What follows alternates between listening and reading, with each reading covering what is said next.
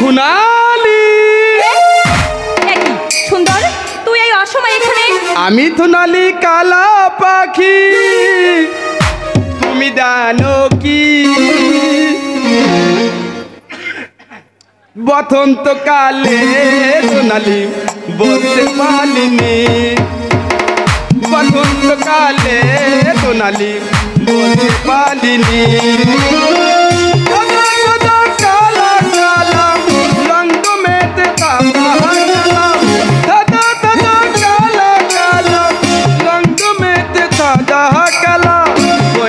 আমি মনে পাগেলা বসন্তকালে দুই এলে লাল বলে গেল। এ তোর তুই তো পিটি বালবালি বেলাতে গিয়েছিলি না? গেছিলাম। আমি জানতাম যে ঠান্ডা লাগে তুই নিত্যই ফিরে আসতি, তাই লাল পাতে ওই তো বেলালে আমি চুপ করে লুকিয়ে দিলাম। তোর বাবার দৌড়তে কি তো গুতুল গুতুল পুতুল পুতুল করতিলি, তাই এতক্ষণ হাঁটতে পারছিলাম না। দাঁড়া দাঁড়া দাঁড়া, তুই ঝোপের আড়ালে লুকিয়েছিলি কেন বলতো? তোকে দেখার জন্য। কেন? আমায় বুঝি কখনো দেখতে পাসনে? না পিতাই তো হলো কথা বলার ফাঁক পায় নাই। তাই না? তা বল, কি কথা বলতে চাস আমাকে? মানে আমি বলতে চাচ্ছিলাম, মানে আমি বলছি মানে আমি বলতে চাইছি। এই মানে কি বলছিস? মানে আমি করে নেব, তুই বল।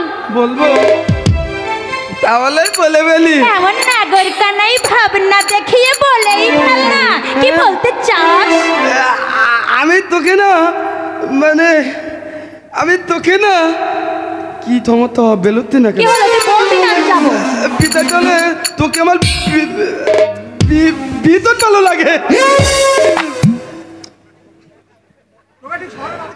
এখন তোকে ঠিক থলো বাবুদের মেয়েদের মতো দেখতে। ও মা, তাই নাকি?